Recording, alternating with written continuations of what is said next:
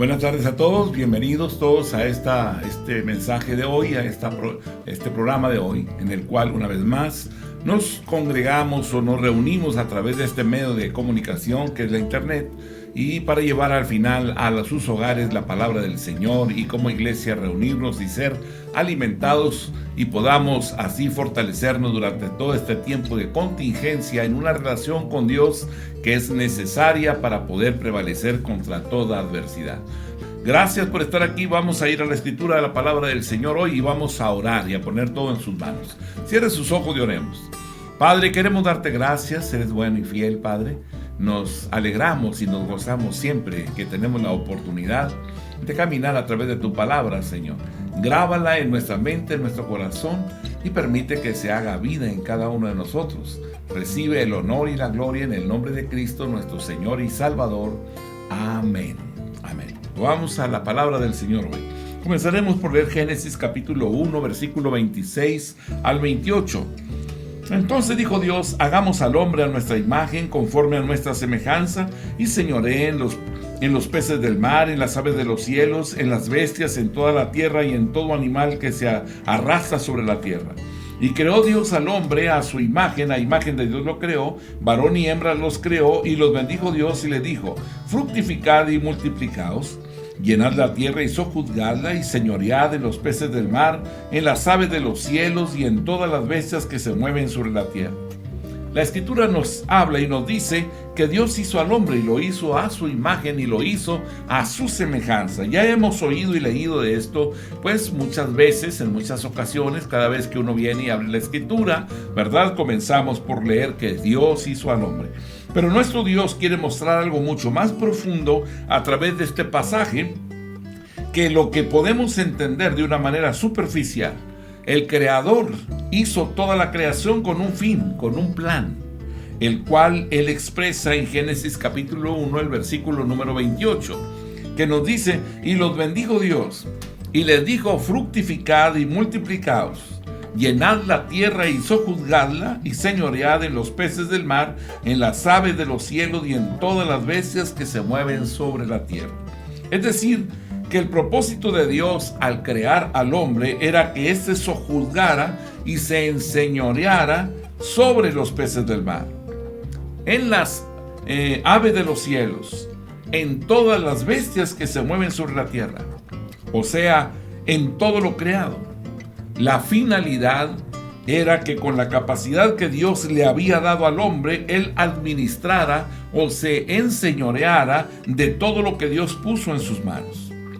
Esto significa que Dios jamás va a poner en la mano de alguien la administración de algo que le pertenezca a él si antes no está seguro de que esa persona tenga su imagen, ¿verdad?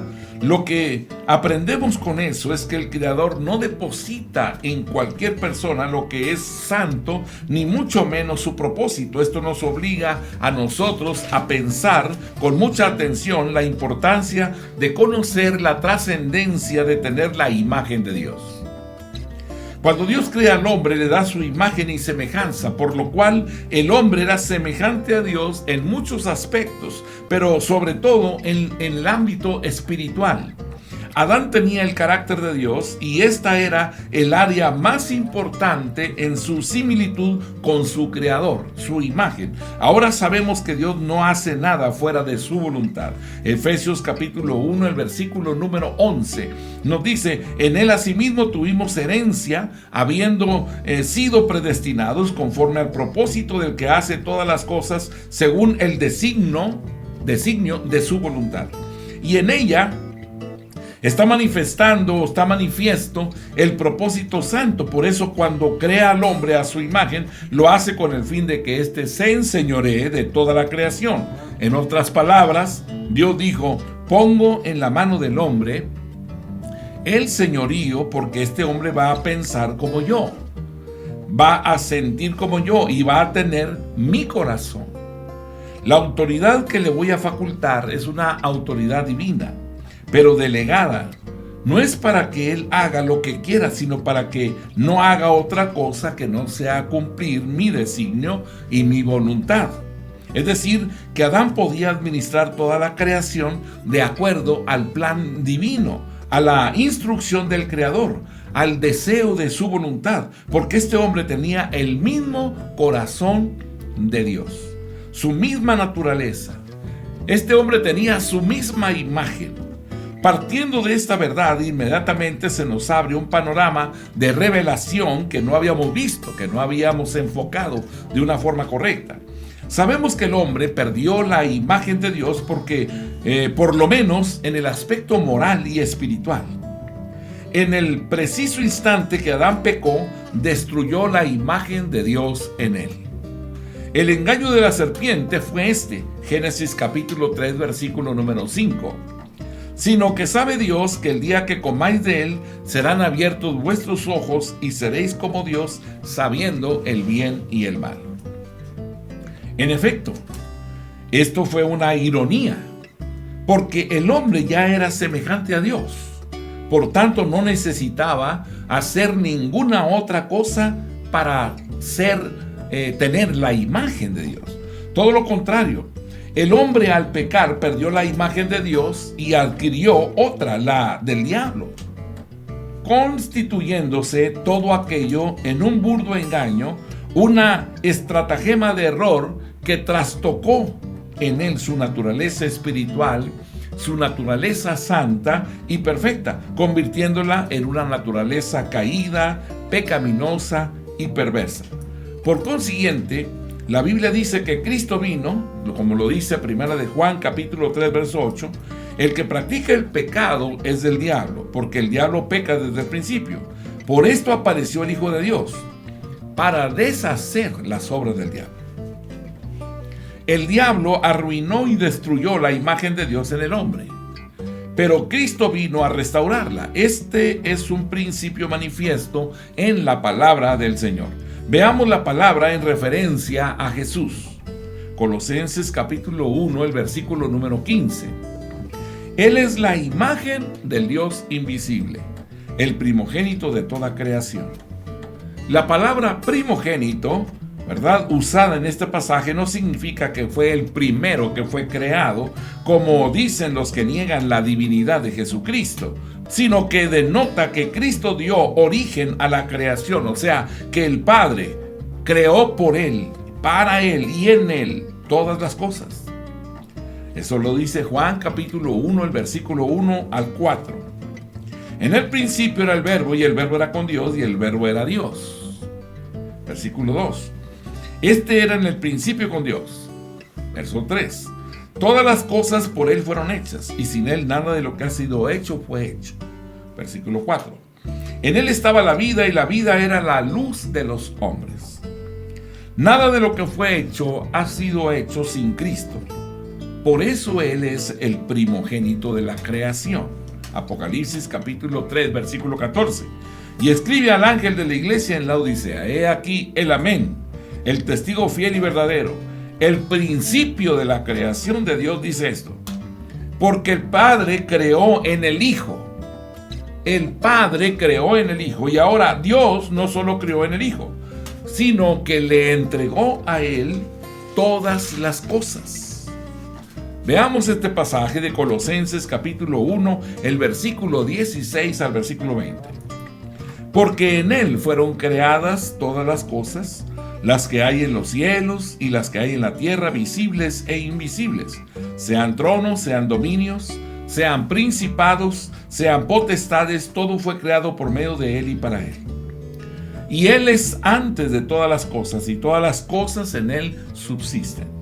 Y Él es la cabeza del cuerpo, que es la iglesia, el que es el principio, el primogénito de entre los muertos, para que en Él todo tenga la preeminencia, por cuanto agradó al Padre que en Él habitase toda plenitud, por medio de Él reconciliar consigo todas las cosas, así las que están en la tierra como las que están en los cielos, haciendo la paz mediante la sangre de su cruz.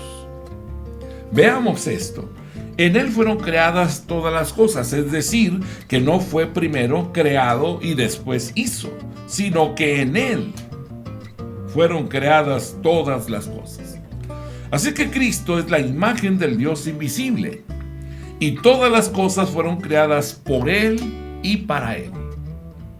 Eso es lo primero. Y después, cuando se refiere a la iglesia, lo puso como cabeza y le dio la preeminencia. Luego, a través de Jesús, reconcilió todas las cosas, las que están arriba en los cielos y las que están abajo en la tierra. ¿Saben por qué? Porque Cristo es la imagen de Dios.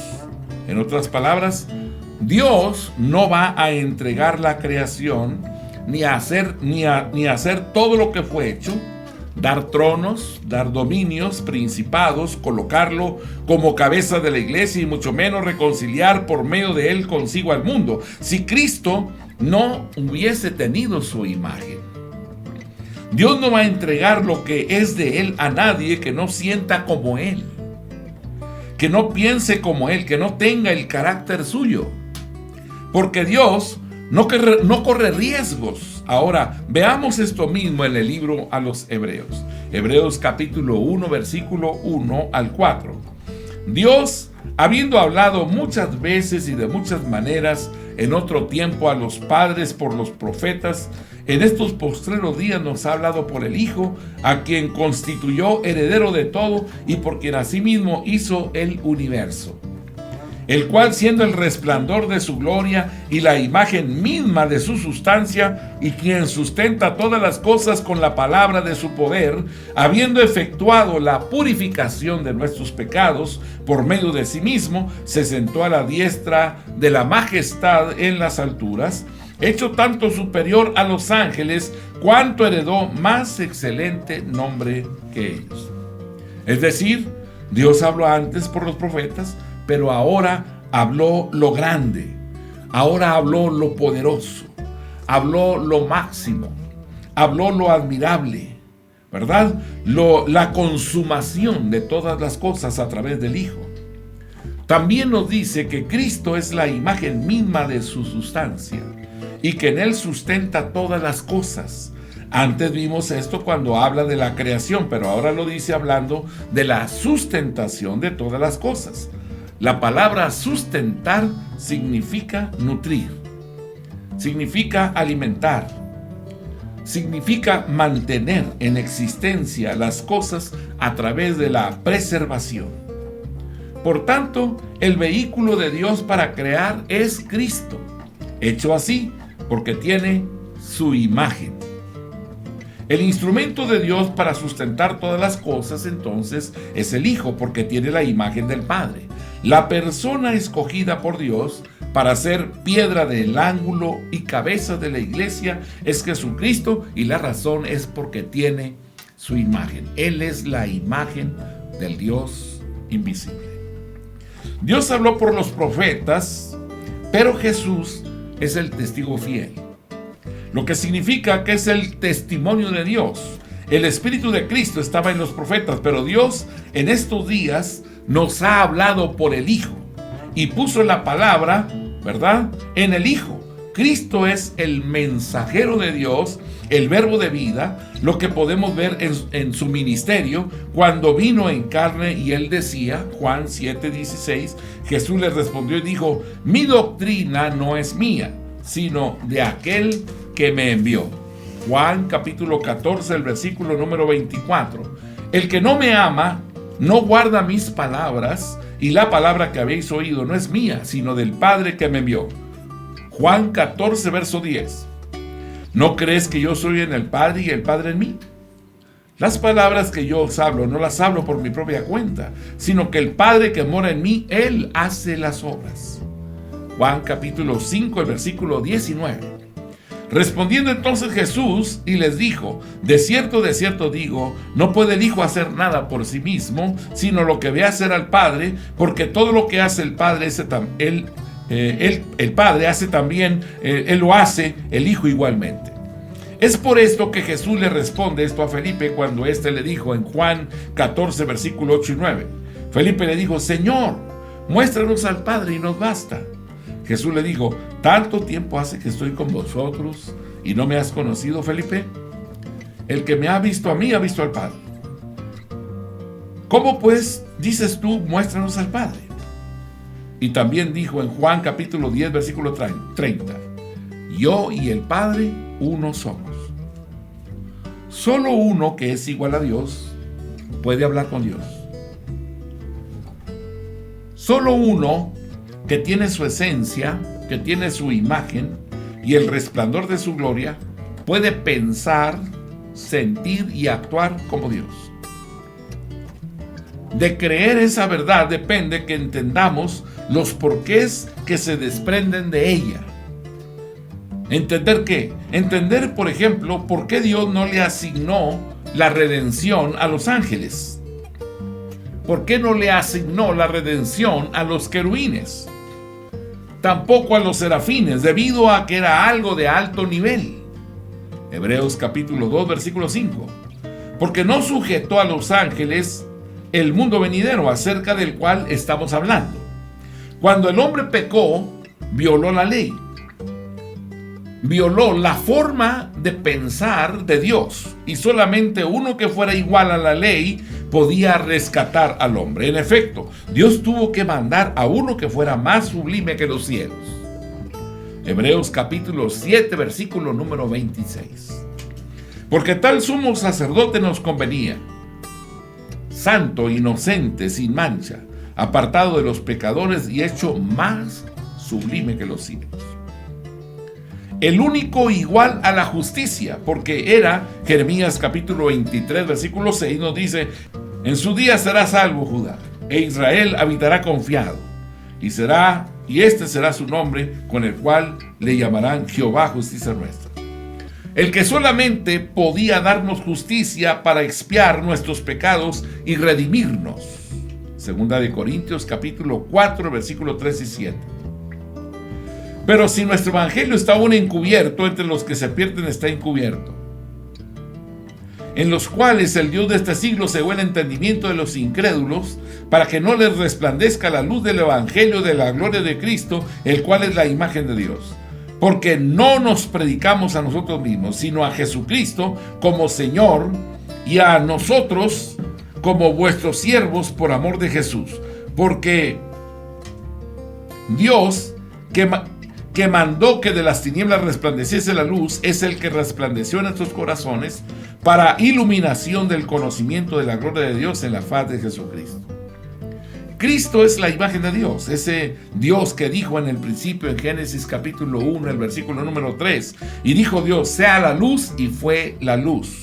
Fue el mismo que resplandeció en nuestros corazones y vino un día a nuestra vida y dijo, sea la luz, y la iluminación. En ese momento cayó ese resplandor de la imagen de Dios que es Cristo, entró en nosotros, por lo cual tienes la imagen de Dios en ti por medio de nuestro Señor y Salvador Jesucristo. Existen varias palabras que en el Nuevo Testamento se traducen del griego como imagen. Una de ellas es eikon, que da la idea de representación y manifestación en su primera aserción o su primera afirmación.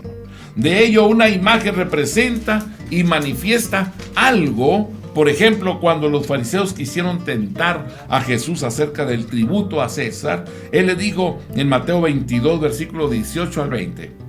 Pero Jesús, conociendo la malicia de ellos, les dijo, ¿por qué me tentáis, hipócritas? Mostradme la moneda del tributo. Y ellos le presentaron un denario. Entonces les dijo, ¿de quién es la imagen y la inscripción? Ahí estaba estampada la imagen del César. Por tanto, esa imagen representaba la persona del emperador y manifestaba los rasgos de su persona. Por eso le dijo a Felipe, Juan 14, 9 y 10. Jesús le dijo, ¿tanto tiempo hace que estoy con vosotros y no me has conocido, Felipe? El que me ha visto a mí, ha visto al Padre. ¿Cómo pues dices tú, muéstranos al Padre? ¿No crees que yo soy en el Padre y el Padre en mí? Las palabras que yo os hablo, no las hablo por mi propia cuenta, sino que el Padre que mora en mí, Él hace las obras. Cristo es la reproducción exacta de Dios. Esta aseveración está contenida en el texto de Hebreos capítulo 1, el versículo número 3, cuando habla de Jesús con relación a Dios. ¿verdad? Hebreos capítulo 1, verso 3 dice, el cual siendo, Jesús es, el resplandor de su gloria, o sea, el resplandor de Dios y la imagen misma de su sustancia. Aquí la palabra para imagen que se usa en el original griego es carácter, que indica lo que es la expresión exacta, la precisa reproducción del carácter de Dios. Esta palabra denota, en primer lugar, una herramienta para grabar algo. Viene de la palabra carazo, que significa cortar, dentro, absorber, y que en castellano equivale a carácter o característico. De este modo, cuando decimos que una persona tiene las características de otra persona, estamos diciendo que tiene la imagen, que tiene los rasgos que le asemejan a otra, que tiene su connotación como instrumento de grabar. Significa algo parecido a que yo tomara o que tomáramos un sello, ¿verdad? Lo oprimiéramos contra una almohadilla con tinta y luego lo estampáramos en un papel blanco, dejando con esa acción impresa una imagen. Luego, ¿qué se grabó en el papel? Pues se grabaron todas las características de la imagen que estaba grabada en el sello. Eso es carácter. Por consiguiente, cuando decimos que una persona tiene el carácter de Dios, es como decir que el Creador tomó un sello con su imagen y selló a la persona. Por esto, en ella se ve todo lo que es de Dios. En resumen, la imagen nos habla de representación, de manifestación y en su uso metafórico de carácter. Jesucristo es la representación moral de Dios. Esta afirmación está contenida en otra derivación de eikon, la palabra griega para imagen que encontramos en Colosenses capítulo 3, versículo número 10. Y revestido de nuevo, el cual conforme a la imagen del que lo creó, se va renovando hasta el conocimiento pleno. Esto quiere decir que el nuevo hombre fue hecho de acuerdo, semejante o preciso y exacto a la imagen moral del que lo creó, cuya imagen se va renovando en nosotros hasta llegar a la plenitud de lo divino y de la justicia de Dios en nosotros. Es decir, todo aquel que es nacido de nuevo es una réplica exacta de lo que es Dios en Cristo Jesús. El hombre nuevo tiene el carácter del que lo creó y es una manifestación y representación exacta de su creador. Hay quien presume el ser de su país porque tiene la imagen del nacionalismo impregnado en su ser. Tiene un orgullo patrio y se goza en representar a su país y a sus cosas, ¿verdad? Otros se envanecen de su apellido, de su abolengo.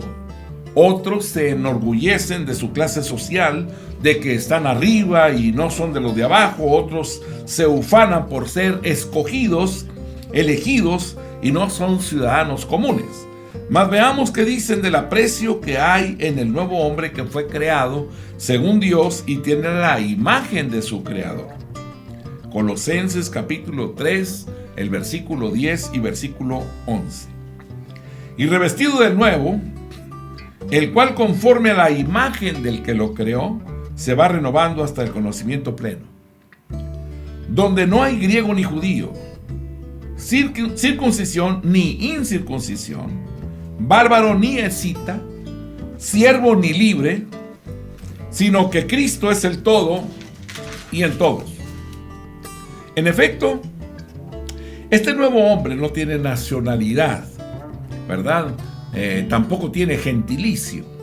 Él no está sometido a formas ni a liberalidad, tampoco tiene estatus ni clase social, sino que en él Cristo es el todo y en todo.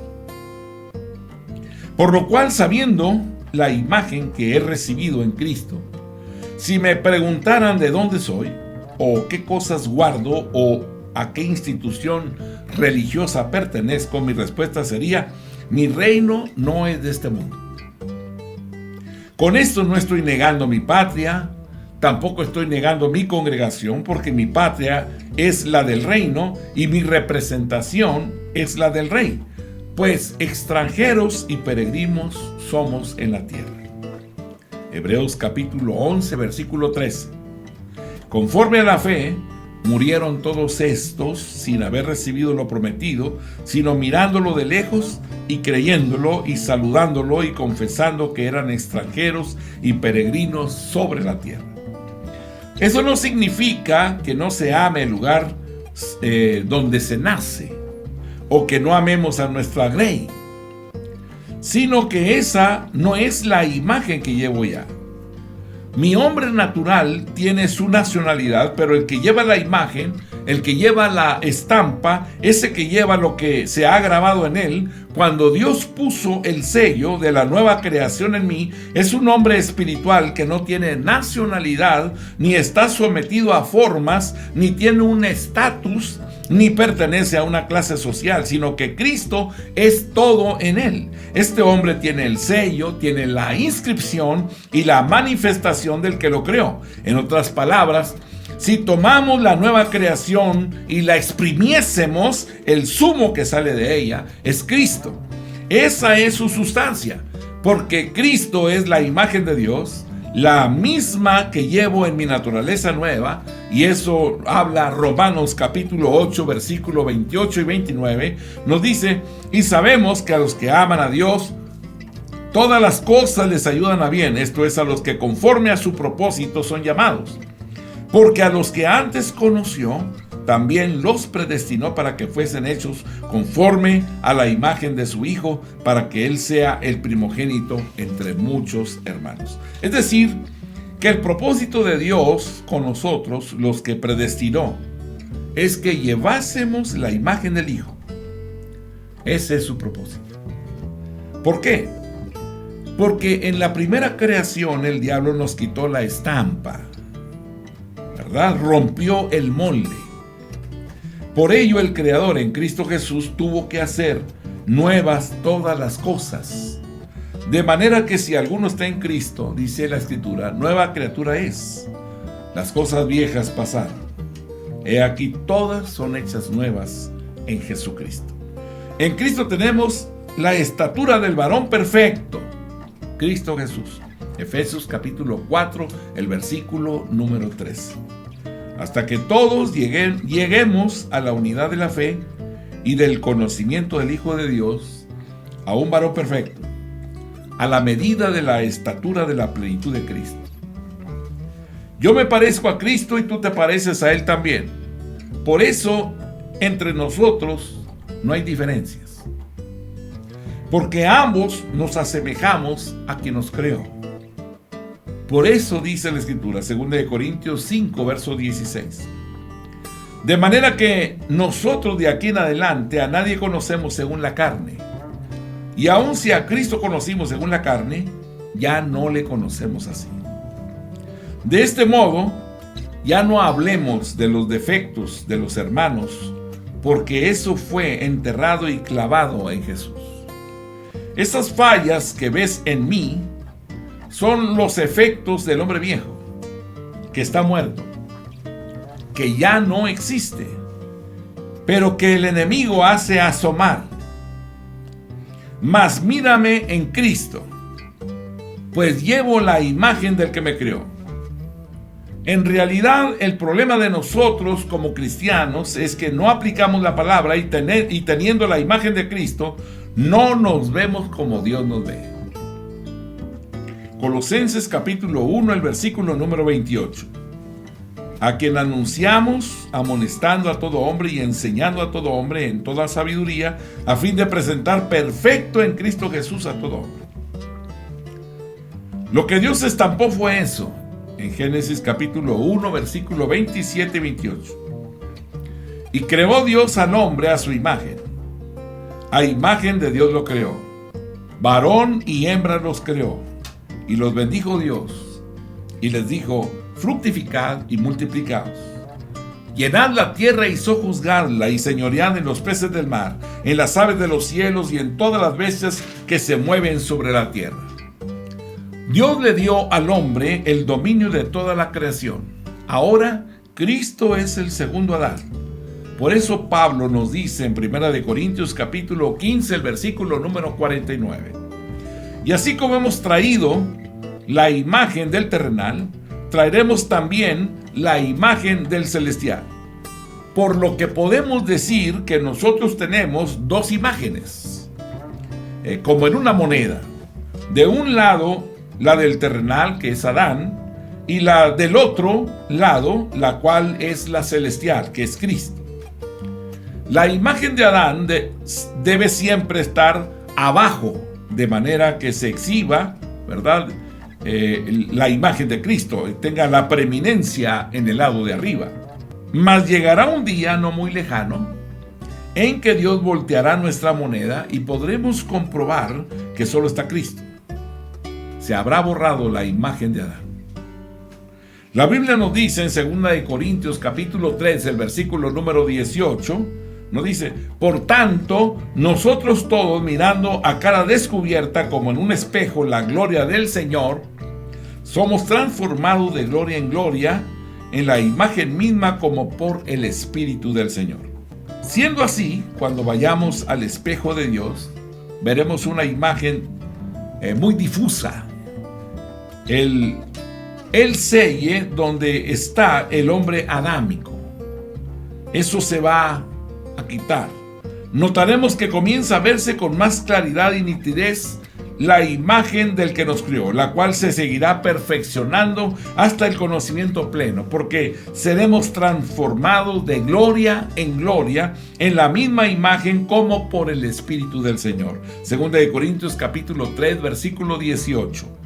Por tanto, nosotros todos, mirando a cara descubierta como en un espejo la gloria del Señor, somos transformados de gloria en gloria en la misma imagen como por el Espíritu del Señor. Bueno, viendo esto entonces, concluimos que Dios, cuando va a delegar algo a una persona y la va a poner en autoridad para que administre cualquier cosa, primeramente le da su imagen. Porque el Señor no va a darle su propósito a una persona que no piense como Él, que no actúe como Él y que no tenga su carácter. Cuando Jesús se iba al cielo en el Monte de los Olivos, después de haber permanecido 40 días hablando a los suyos sobre el reino de Dios, Pablo estaban, ¿verdad?, con él 500 personas. 1 Corintios 15, 6. Y después apareció a más de 500 hermanos a la vez, de los cuales muchos viven aún y otros ya duermen.